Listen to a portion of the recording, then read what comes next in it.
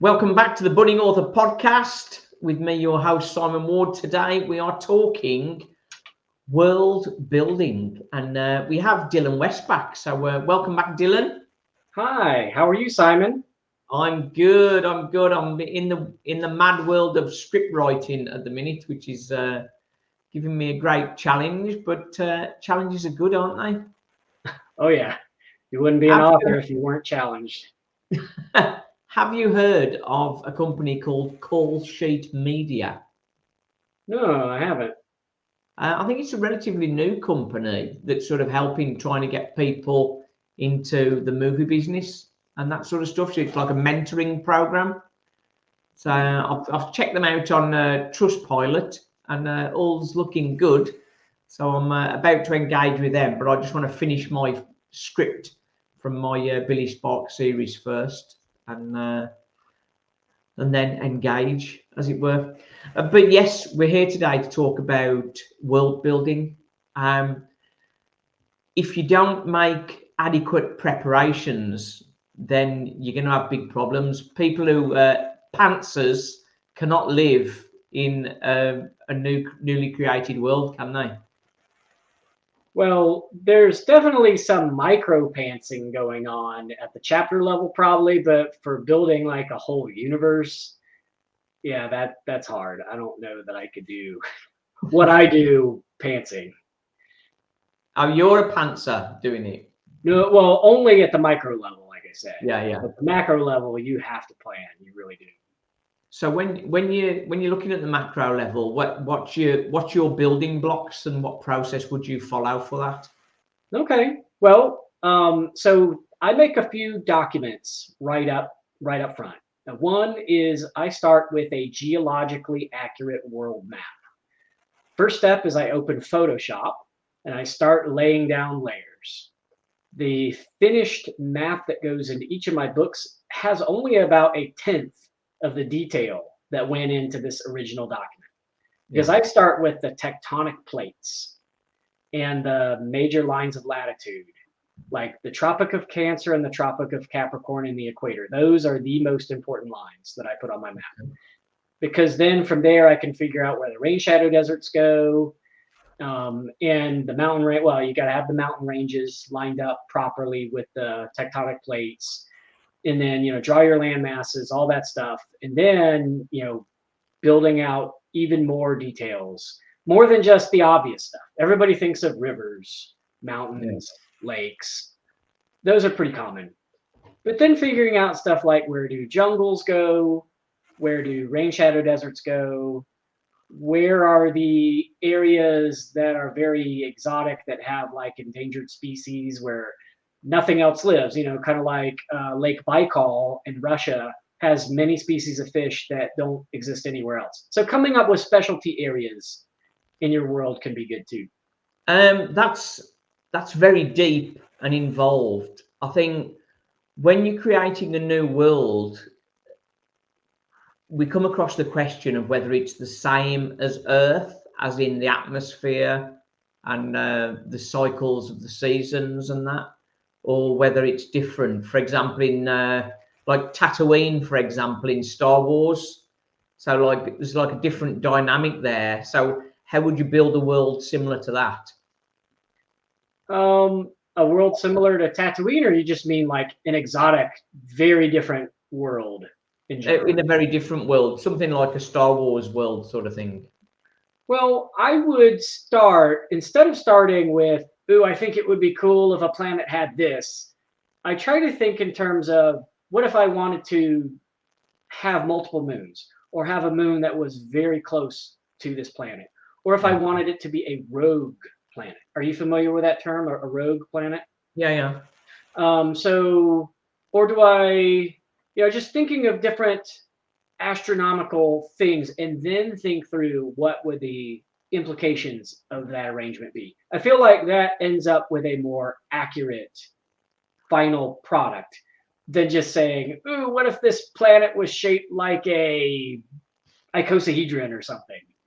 Which then, by the way, you would have to make your planet smaller in mass and diameter because above a certain point, its mass would collapse it into a sphere, Ah, for instance.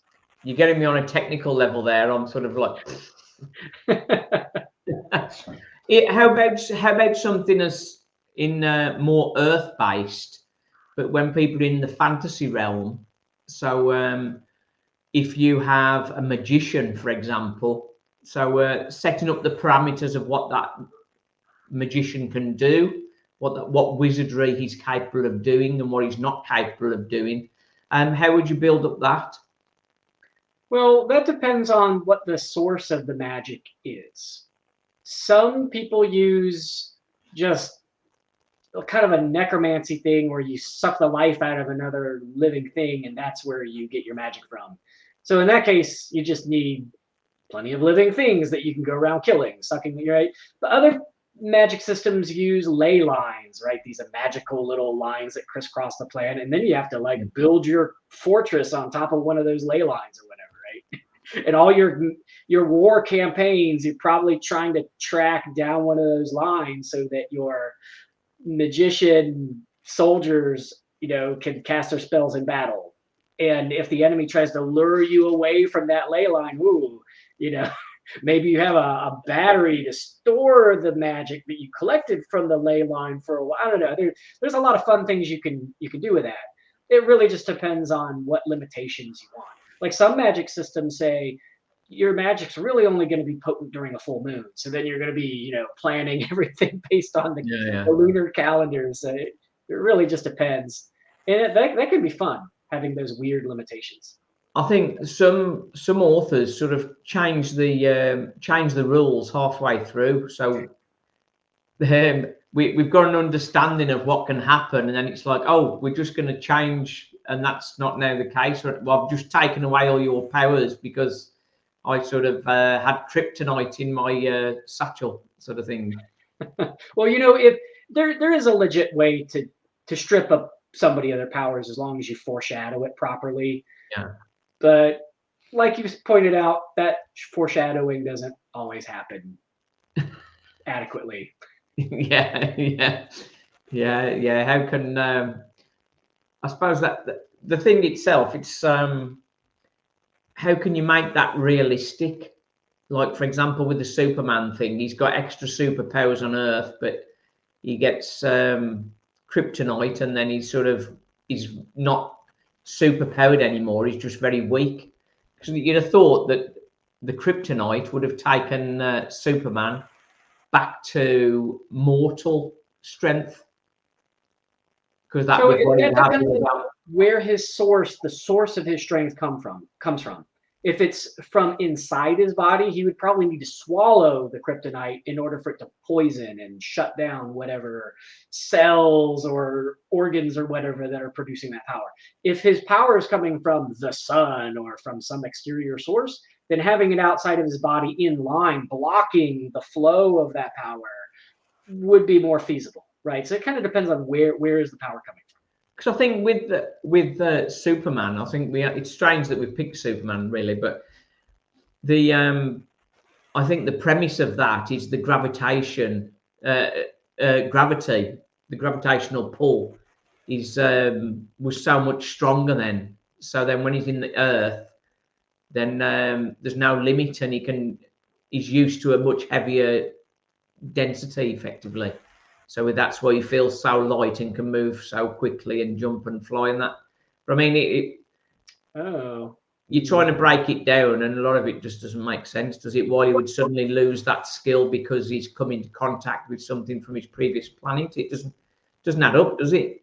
yeah, that if it really is, I'm not that familiar with Superman, but if what you're saying, I assume what you're saying is true, that he came from a heavy gravity world, that would tend to make your body just more muscular in general because you would be working harder against that gravity. So when Yeah, you come to Earth, you would come with all that muscle, with all that right. physical strength. So that would be built into your body, right? Like your neurons and your muscles would just know how to move weight, and just putting a little stone next to you isn't enough real unless it somehow disrupts the firing of neurotransmitters that recruit the muscle fibers in your body. Yeah, right? Because it's not enough to have muscle. You have to have the neurotransmitters to actually recruit to make them contract.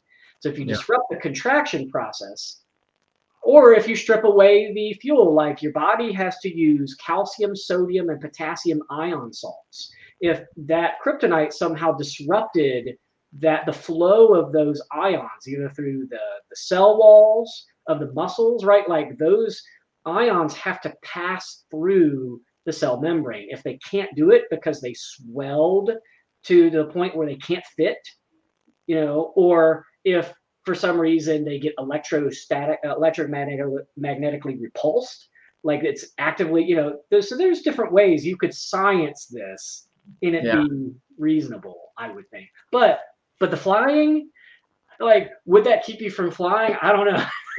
I don't actually remember all the superpowers he had. I just remember strength and flying and Laser eyes and that sort of stuff. And so I guess I if mean, there's the like, flying itself. There's if you can fly in a heavy, dense world, why wouldn't it be able? Or if you if you could fly in Earth, for example, so why wouldn't you be able to fly in a more dense? Maybe you couldn't be able to fly, but I mean, how? I don't think people looked so deeply into it back in the day, did they? It's like, oh, he's a superhero, he can do everything, and then hang on, we need to make this story deeper. We need to have a weakness. I will send somebody from his planet who've got the same strengths and abilities, and then we'll bring a bit of his rock from his planet, and he'll have no energy left. It doesn't make sense, does it? It's garbage, isn't it? Really? there is an argument that for soft world building, I've read articles that were kind of directed toward the Miyazaki films, Spirited Away and Kiki's Delivery Service, all those, if you're familiar, Yeah. where it's a style of writing that says, we're not going to focus too much on all the mechanics and all the realism. We're going to hand wave that just as a general understanding. Hey, this is kind of magic. And then the focus is more on the coolness of what happens. It's not really geared towards sci-fi hardcore, people like me. And I guess as long as you set that contract, that expectation up front with your audience, Yeah. Then hey, nobody really cares. We do that a lot with Star Wars too. You can make a lot of changes as long as you're foreshadowing and you've built it into the plot lines, I suppose. And by the way, this backfired on Lucasfilms when they decided in one of the prequel movies, when they were like, hey, the Force comes from your midi-chlorian count. And the fan base really hated that because they're like, wait. You can't go back now and retcon in this science-y biological explanation. And I don't remember, so if we have hardcore Star Wars fans out there, don't roast me for my answer here. I think that Lucasfilms kind of backpedaled on that, and we don't see too much talk about midi-chlorian counts anymore. I think because the backlash was so severe. While we're mentioning Star Wars, I better be quiet now in case my lad hears me because he loves Star Wars. But of course, the way the films have been made, you've got the sort of the prequels coming out after sort of thing. So I would like, being a health and safety nut and production guy, I would like to think, at what point did they decide that the lightsaber that came out both sides was not such a good idea? It could sort of like have a hospital of people who sort of lost limbs and that sort of thing. We've decided just to go for the single side to the lightsaber. I don't know if that was a conscious decision or if that was just, they did this double thing and they were like, all right, let's just keep changing it to make it different. I have no idea. Yeah. The original lightsaber should have stayed as it was, really. I think it doesn't make sense to sort of effectively have it regressing in as the future went on. That sort of didn't make sense, really. And such a wild thing. What's your best mysterious world? Avatar, perhaps? What about the mind work around Avatar? Are you asking me which fantasy franchise I feel has the best world building? Yeah. I enjoy the world building from Brandon Sanderson's books in general because his magic systems are very well fleshed out, very detailed. Yeah, He lays out the limitations very nicely. yeah, And there are two series of his that I really like. One is Mistborn, the original trilogy, yeah, where they use allomancy. They draw power. Remember where I was talking about the source of your power? In yeah, the Mistborn trilogy, that source is from metals. So they swallow little pieces of metal. Copper gives you the power to do one thing, and yeah. gold lets you do another thing. I can't remember. It's like a list of And is 10 that or a 11 or time? Is that 12. a time bound? Is that time bound then? So after you've taken some copper, you have an ability for a period of time. Yeah, Or you burn it down, yeah, tin, copper, all these, and once it burns down, then you have to ingest more, or you ran out. So okay, that, and then you got these magicians essentially running around with pouches of all these different metals, and usually they can all. I don't want to give spoilers, but generally, like a, a magician in this world would only be able to metabolize one type of metal. And if you yeah. could do two or more, that made you a mistborn, or is that what they called it? A mist. It's been so long. I'm going to embarrass myself in front of all my fellow Sander fans. But that's one trilogy. He uses allomancy. Yeah. In his Stormlight archive, they use Stormlight. They're on a planet that has these massive storms, and the storms brings this exotic light to the planet that collects in these orbs, and they spend these lit up orbs as money. But there are magicians who can siphon the power from the stormlight from those orbs into their body and do different things depending on what kind of user they are. Do you? And both series of his, they have really fascinating implications of these magic systems. I think from my point of view, maybe I'm not an intelligent reader. Perhaps I consider myself intelligent, but maybe not an intelligent reader.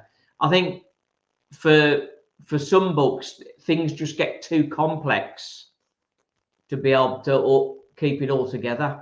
Because Well, part for part of me, that yeah, is the style of reading, the style of books you like. Some fans are just not hardcore. They're not going to go for Brent Weeks's Lightbringer series where it's really complicated. Every yeah, time I read one of his books, I'm like, I don't remember half of this stuff. And a lot of the reviews online, I think, if memory serves, a lot of people complain about how he doesn't really explain how it works too much. He just yeah, kind of throws you in, you just assuming that you know all this stuff, and you're like, what's going on, right? But with Brandon Sanderson's stuff, he doesn't assume that you know everything, and he feeds it to you slowly over time. yeah, That's the thing I like about him. He's really clear, really methodical with the way he builds it up, yeah, so that when you get farther in the series, it does get pretty complex, but he guides you there in small steps. So yeah, that if you're reading all the books in order, without waiting many, many years in between, then you shouldn't have any problems. yeah. But if you're like going 2, 3, 4 years in between reading book 1 and 2, maybe it would be a little fuzzy. Yeah, I can imagine that. There's one project I'm working on. The healer is my sort of pet name for it, if you like. Did you see the film Harmony? Have you ever seen that? I don't think so. Basically, what happens in the film is she draws evil out of people. So if she touches someone that is bad, she takes all the badness into her body and makes her very weak. And then when she gets home and showers, all blackness comes out of her, and then she's fine again. But then I wonder where that goes. Down the drain to make evil rats and snakes down in the sewers? But the healer that I'm looking at is it's on the premise of a guy who'd struggled with illness, and then he receives this gift, and by coming into contact with good people, he heals them, but the very process of healing them makes him stronger. And then when he goes a period of time without healing them, he becomes weaker. So it's like a playoff. The more he heals people, the better he gets. But then cool. When he's abducted and can't heal anybody, he then becomes very weak. That's sort of it's the first draft is done. I've got a lot of editing to do on it, but that's the healer. It's probably, I was hoping to get it out this year, but it's probably going to be next year now. The life of Billy Spark has sort of. I was going to sort of drip feed episodes, but speaking with Jen McLeod, she said if you're releasing a series, you're best to have them all ready to sort of release them in quick succession. So I've sort of switched my focus to carry on editing the Life of Billy Spark series before I get back to the healer. So that's is that what you would do? Well, so you can see the poster behind me, Scribe's Descent. That's book 1 of a 5-book series. I wrote all 5 books up front. I spent 12 years doing it. And then that way I can release 1 book a year. And so far I've been doing that. Book 3 comes out in just a couple months. Yeah. So I think that about a year or 2 is a pretty decent gap. I know some authors like to pump them out every month, and I'm just like, that's a little too fast. I feel like you're. Well, it depends. What's the length of those? Are they sort of like? Yeah, so mine are about 100 to 120,000 words a piece. I've got you. So that's about what? About 400 pages. Yeah, 350, 400, somewhere in there. Got you. Okay. You know. And the Life of Billy Spark is it's short episodes really, so it's like 30-minute episodes. So the whole of the 8 episodes will be probably 400 pages sort of thing.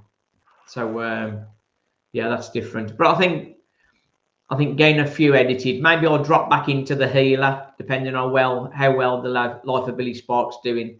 Because the healer, I do like that story. It's a nice heartwarming story, and it connects to a children's book that it refers to a children's book which doesn't exist yet, but I've written the children's book, so I'm going to connect the two in a sort of psycho sign of world sort of thing. Yeah. So when's your next release? Well, I just released this. Well, actually, I say I did. This is a different company. This is not my publishing company. Yeah. World Balloon Anthologies released this just a couple weeks ago, and it has one of my short stories in it. Okay. And that short story is called "A Cartoon Saves the Solar System." A cartoon saves the solar system. Interesting. So if you want to know how a cartoon could possibly do something like that, you could. Well, I was going to say, you don't want to give it all away now, do you? That's it. You find this book on Amazon. In fact, I can give you the link for it, and that way everybody. Yeah, we'll put the link in the description so people can have a look at that. That's good. I think so. As general takeaways in world building, what is the biggest issues? What is the biggest failures that people have? What is the biggest mistake? When I'm critiquing fellow writers on different platforms, especially scribeafile.com, what I notice by the way, I'm just getting into that. What's that? We talk about Scribeafile in a second. Yeah. The thing that I noticed most, especially right in the early pages of chapter 1, is just blasting the reader with so many new names and terms. Just a big glut of it that just leaves you feeling paralyzed. Yeah. Because you're like, ooh, is there going to be a test on all this? What I do to avoid that problem with my own work is I will highlight every proper noun in chapter 1. Yeah. In something like yellow, and then I'll look at the distribution of it. First of all, if I have more than about 7 of these yellow highlights, any more than that, I feel like I'm giving too much too quickly. Yeah. And I start looking for some of those terms to hold off until chapter 2 or 3 or something later so that I'm not clustering it all. And the other thing is, and not to put too many all in one paragraph. It's always bugged me even if it's not like heavy world building, even if it's just a regular old cozy mystery or something, if they give me 3 names of new characters all in one paragraph, that's just too many.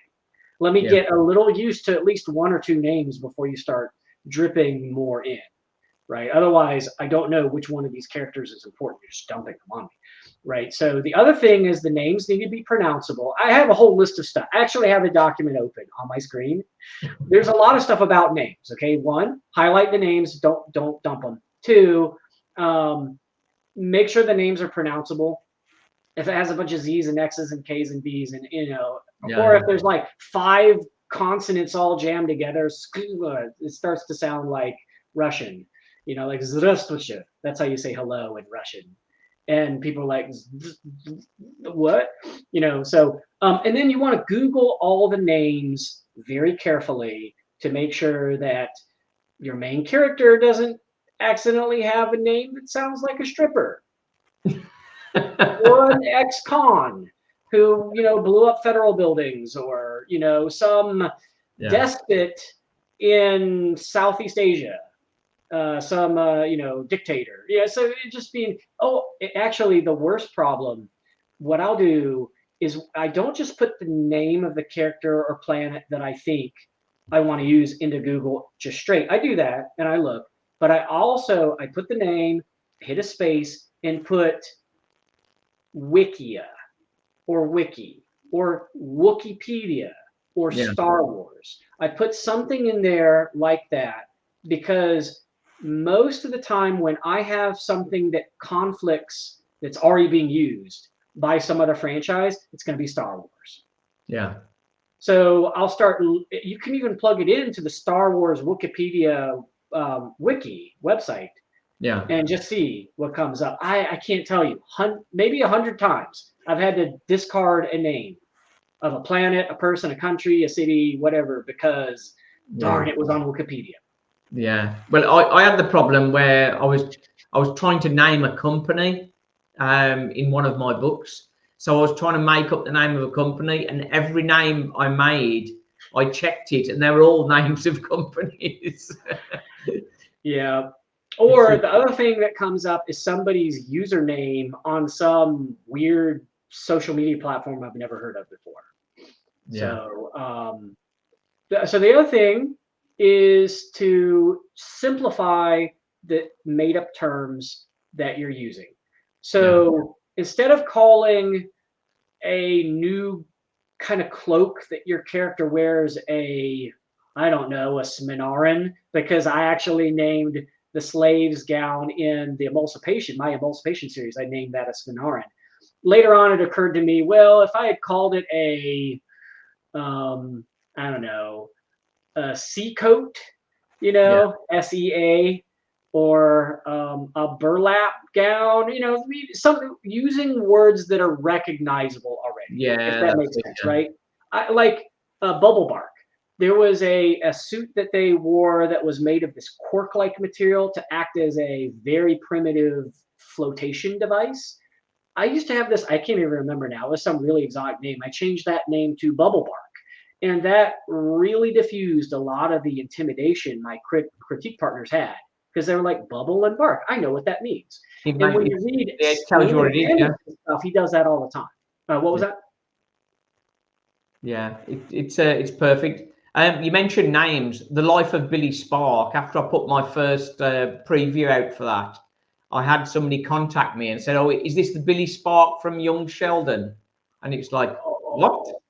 No. Well, Billy Sparks is a pretty common name. The more common your name is, the more likely you're going to collide with something. Yeah, to be honest, the name just came to me, Billy Spark, and it's not Billy Sparks, just Billy Spark. It's a name just came to me, and I'm going with that. So they just have to like it or lump it, sort of thing.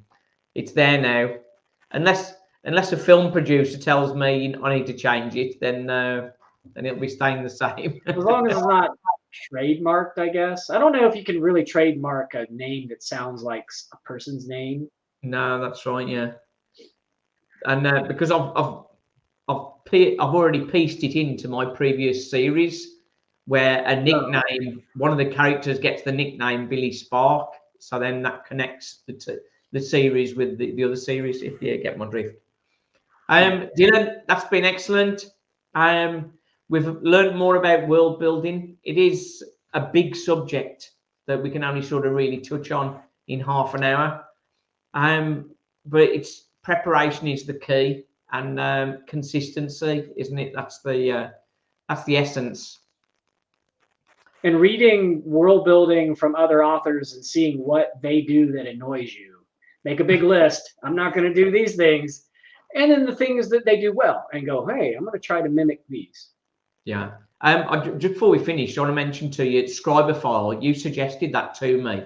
Oh, yeah. I've sort of just got into. I haven't actually put any of my work onto it yet. I've just been critiquing others, Oh, good. but I've had some really positive responses to my critique, so that's nice. And I think that's a good route for people to get feedback on their writing. So Oh, yeah. that's good. And obviously, you're a big advocate for it. You've been with it for a while, haven't you? Oh, yeah. Going on 5 years. And, just even just reading the critiques other people have written for other work, Yeah. you have no emotional skin in the game at all. I learned a ton that way. I've spent like whole hours just reading other critiques. Yeah. That's it. Well, I'm planning to start off with the healer on that. So the healer will be going on to Scriberfile. So when I Nice. start Well, maybe editing, I'll if I see it, because I'm subscribed to your profile. Whenever you post something new, I'll see it. I'll get an email. If I yeah, can catch it in Spotlight, I'll drop a critique. nice one. Okay, thank you very much. Cheers. Nice one. We keep on going, don't we?